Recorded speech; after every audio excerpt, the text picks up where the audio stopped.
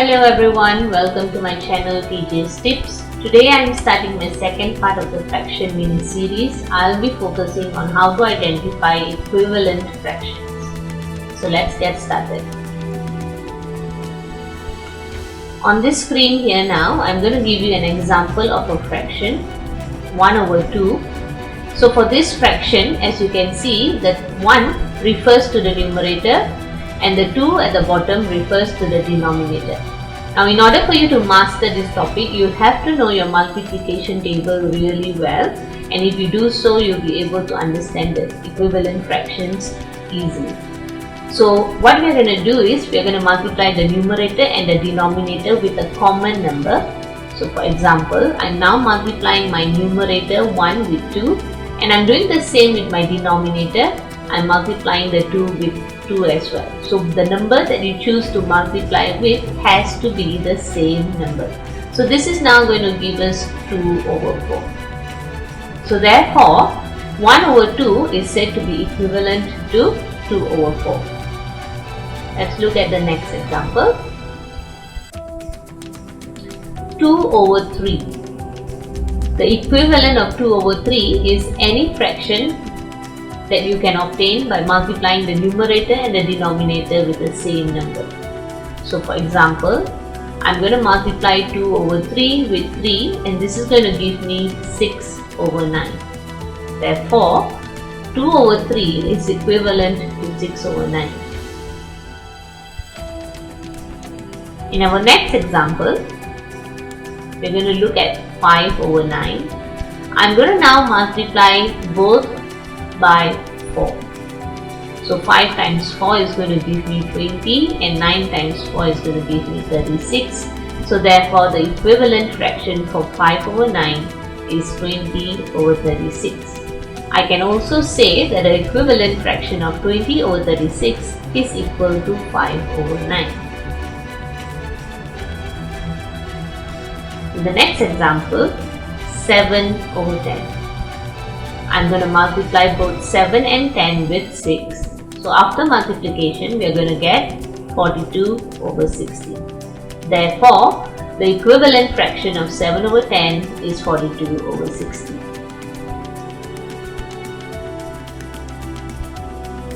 Let's look at the next example of 3/8. I'm now multiplying 3/8 by 10. What number you choose to multiply with is totally up to you. So if you want to choose any other number besides 10, you can, as long as the numerator and denominator is the same. I just wanted to remind you that one more time, because that's very important. This is now going to give us 30/80, and so 3/8 is equivalent to 30/80. Let's look at 4/5.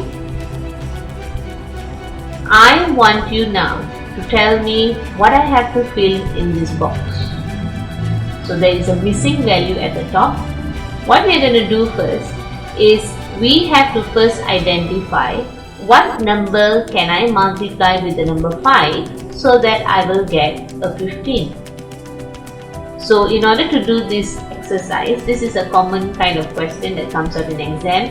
So we want to try to figure out what's the matching value that we are going to multiply with in order to get 5 from 5 to 15. So 5, if I want to change it to 15, I'll have to multiply it by 3. And since we've already discussed before this that for equivalent fraction, you have to multiply the same number that you multiply the denominator with, you'll have to do the same thing with the numerator. So therefore for the 4, I'm going to do the same thing. I'm going to multiply both by the same number, which is 3, and that's going to give me 12 as the value in the box. So therefore from this exercise, or from this example, we can determine that 4/5 is equivalent to 12/15. Let's look at another example.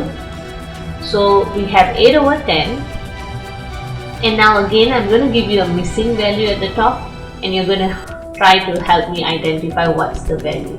So what do we have to do first? We'll have to look at the values of the denominator, because we have both the values given to us. Then we'll have to identify what number must 11 multiply with in order to get 55, and that number is 5. 11 times 5 gives us 55. Since I multiplied my denominator by 5, I'll have to do the same with my numerator. I'm going to take 8, multiply it by 5 as well. That gives me the value of the missing number, which is 40. So in other words, we can also say that 8 over 11 is equivalent to 40 over 55, or the other way around, where 40 over 55 is equivalent to 8 over 11. 13 over 15. This is our next example. This time I am giving you a missing value for the denominator.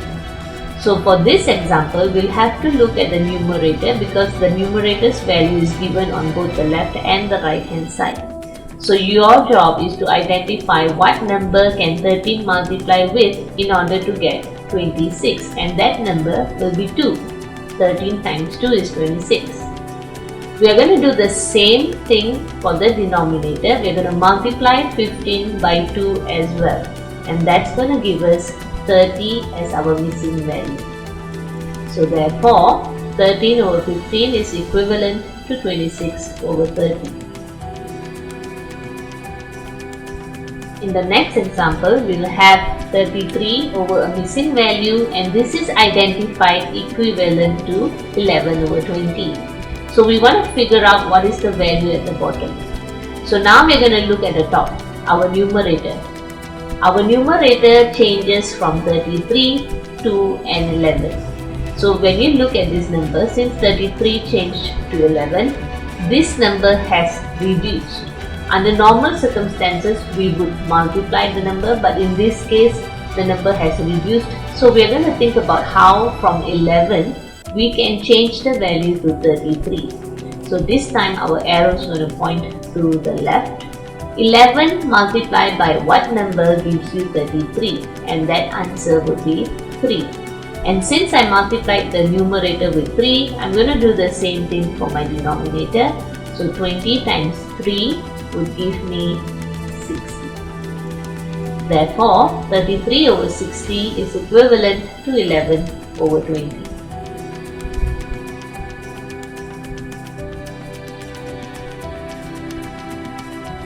This is our next example.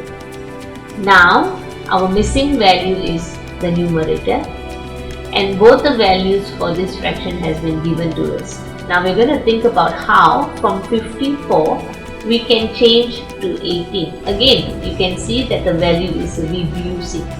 So in this case, we can also think about what can we do with the 54 in order to change it to 18. So opposite of multiplication, which usually makes the number bigger, division would make the number smaller. So instead of thinking about how instead of thinking about what 54 is going to multiply with, we want to think about what 54 can divide with in order to get 18. And the reason for this is because the value is decreasing. So 54 divided by 3 gives us 18. So then we'll have to do the same thing for our numerator, whereby we take the 15 and divide it by 3. And that's going to give us 5. So the difference with this question is that our values are decreasing.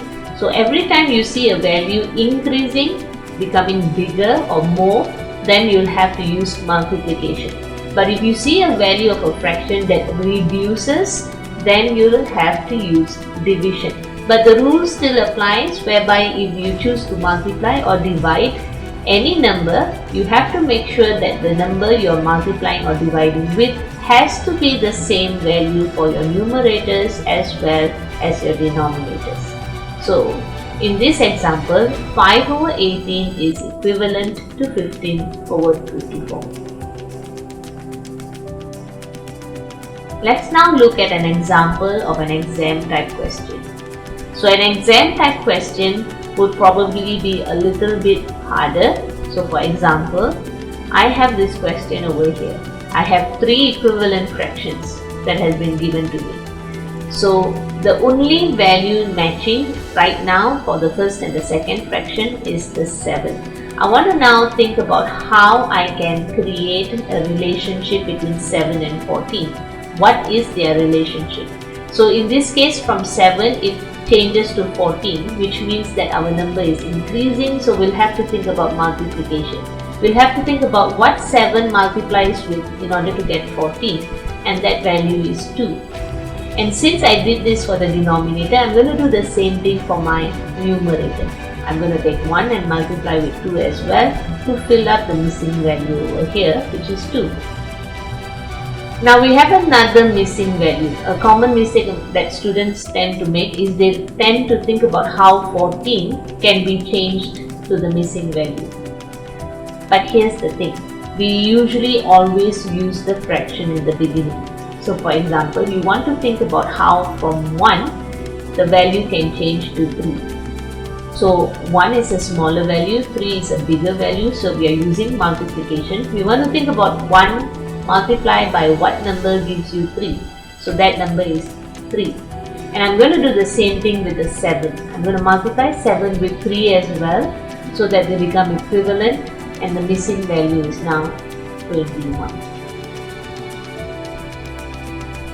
Let's look at another exam type question. So in this question, we have a missing value in our first fraction. So let's look at our second fraction, because our second fraction is the only fraction where the numerator and the denominator's value is given to us. We're going to now think about how we can change 36 to a 9. And you can see clearly that the number is reducing, which means that we have to use division. So 36 divides what number gives you 9? So 36 you'll have to divide it by 4 in order to get 9. And I'm going to do the same thing with my numerator. I'm going to take 20 and divide it by 4 as well. And that's going to give me 5. Since now I have the value of the first fraction, I'm going to link the first fraction with the third fraction. You'll always have to do that. You'll always have to come back to the original fraction, the one in the beginning. So 9 changes to 63. So this value is now getting bigger, increasing. So that means you will have to use multiplication. So 9 multiplies 7 to get 63. And since I multiplied the denominator by 7, I'm going to do the same with my 5. I'm going to multiply 5 by 7 as well, and that's going to give me 35. How about now you test yourself? What are the values in the missing numbers? Take a few minutes, pause the video, try to figure out the values in the boxes given. Once you are confident that you've solved the question, you can unpause the video and look at the solution.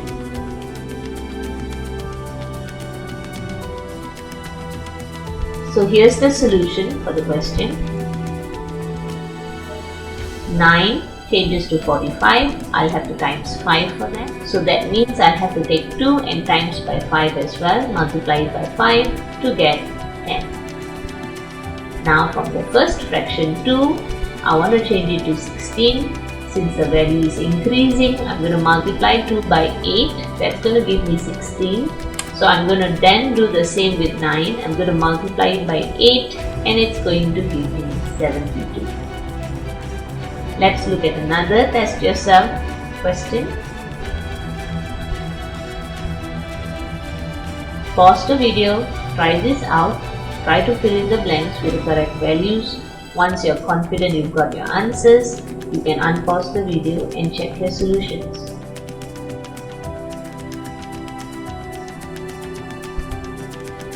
So let's look at the solution for our question. 11 changes to 44, value increases, which means we have to multiply.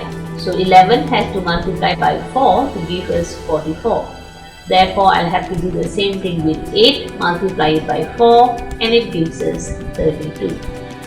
Now we're going to link the first value of the numerator with the 56. 8 multiplies what number gives you 56, and that number is 7. So I'm going to do the same. 11, I'm also going to multiply by 7 and it's going to give me 77. one more.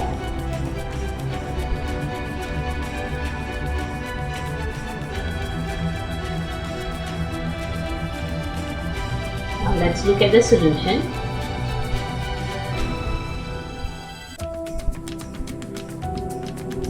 This time the missing value given to us is the one in the beginning, the numerator that's missing.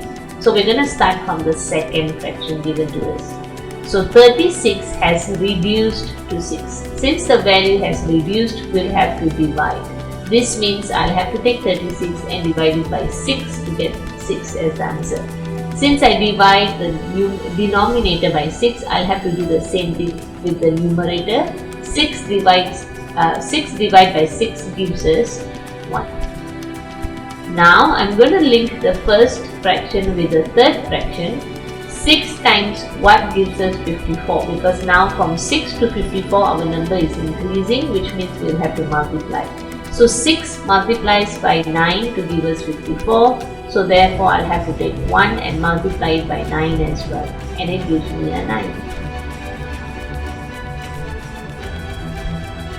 Another test yourself.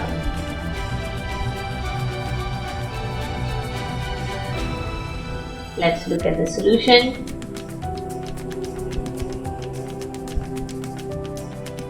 So for this question, from 48 we are reducing it to 4. So 48 has to divide with the number to change to 4 because the number decreases. So 48 has to divide by 12 in order for us to get 4. So we'll have to do the same with the 12. Divide it with 12 as well, and it gives us 1. You can also check your solution by looking at the first fraction and seeing if you can get the second fraction. So you can see easily that 1 times 12 gives us 12 and 4 times 12 gives us 48. So that means your value here is correct. Now we're going to link 4 with the 40. 4 multiplies by 10 gives us 40. So I have to take the 1 and multiply it by 10 as well, and it's going to give me a 10.